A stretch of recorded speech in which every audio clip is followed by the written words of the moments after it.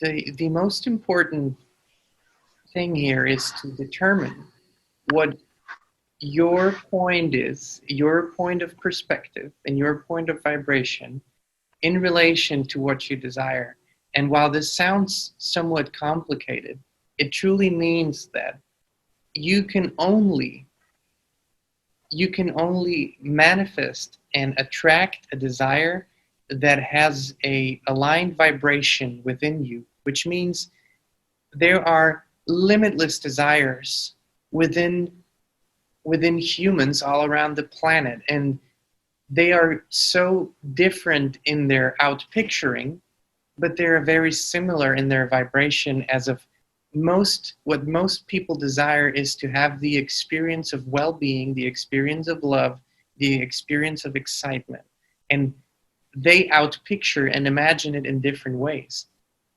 Now, rather than asking yourself, how can humans create something that is outside of the belief system that is dominant in their experience, we would rather say, what is your truest, deepest desire that you feel most aligned with, and expand your journey from that point, because that is the only point that has power, that has focus, that has attention, because it is happening here and it is happening now. So to identify that and expand from that point will answer the question that you have asked. Thank you. So from that, if I just, for example, if I have a desire that kind of is considered to be impossible, but for me, from what I know and what I have also learned, and from what I feel inside, I feel that nothing is really impossible. So from this, I understand that if I focus my attention on the outcome that I desire and already kind of live in that feeling, then it eventually must manifest no matter what that is. Am I right? We would like to go to very simple, very human terms, and like to quote someone that is available to you all, and you might have heard about this quote. And we will explain more from that point. What the mind can believe and what the mind can perceive, the mind can, now we don't like the word achieve, but for simplistic reasons, we will use the word here. And you go about it in the easiest way when you start with the vibration of the feeling of the desire fulfilled. So what does it feel like? What does it truly feel like? And this means to close your eyes. It means to be in that vibrational reality. And here is what we want to tell you, what we have said before, and what we will repeat again. When you have a strong desire, a truly strong desire that is filled with feeling, then this thought has already manifested. It must be so, because it is a universal law. It cannot be different. A thought is always creation, and it is within the infinity of dimensions and realities that this thought manifests. Now, the stronger your dominant focus is, the stronger your vibration, the higher your vibration, the more aligned you are with the vibration of your desire, the easier the path unfolds to you experiencing it in your physical reality.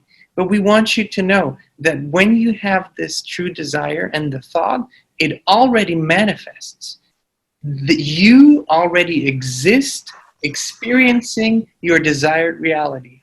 It might not be visible to you yet, but there is a version of you in a different dimension that is already experiencing what you are desiring.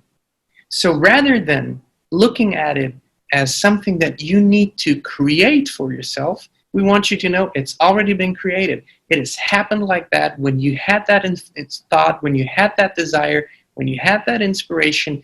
It has already been created. Now what you truly are doing is finding alignment, more alignment, allowing alignment, getting in sync, being one with that vibration so you can sync up with the reality where your desire is already manifested and fulfilled, which means you are allowing to jump right to the correct channel where the projection of what you have created is right in front of you, where you are experiencing it in your physical reality. And we want you to know something else, that you can only have a deep desire for something when your inner being, your higher self, has already experienced it. There can only be the desire that the inner being has already experienced, and now there is a desire for your physical self in this human form to experience it in a physical reality. And it takes the burden of this idea of efforting into creation, of making it happen, of having to work hard. There is none of that involved. There is inspiration, there's vibration, there is attraction, there's manifestation, there is experience, but none of it includes efforting. None of it includes hard work. None of it includes suffering. None of it includes anxiety, fear, doubt.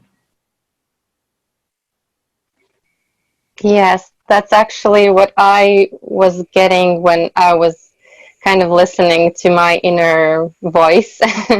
So, yeah, I understand that it already exists, but sometimes because it's something that supposedly cannot be done, then I sometimes start doubting this thing. But then it's probably just about reminding myself of what I know that it's already done and shifting the feeling to the end feeling of that, right? We suggest that you do not discuss this desire with anyone. And we Yeah. suggest that you don't look for the evidence that it cannot be done. Because Yes. when you look around you, when you look at everything that you are lovingly using in your daily lives, everything that is at your disposal, at your service, all those things were deemed absolutely impossible not too long ago. Whether it is Mm-hmm. a car, whether it is electricity itself, whether it is a phone, a computer, whether it is all those inventions, they were deemed to be completely impossible not too long ago. And yet they are unfolding at lightning speed and evolving and expanding and truly, and here's what where the important part is, they are simply an imitation of the capabilities of every human on this planet. There is no technical device that has yet been developed that is as wholesome and as perfect and as aligned as the human being is. Whether this is conscious or unconscious within the being is something else. But there is no technical device that can trump the abilities of a human being.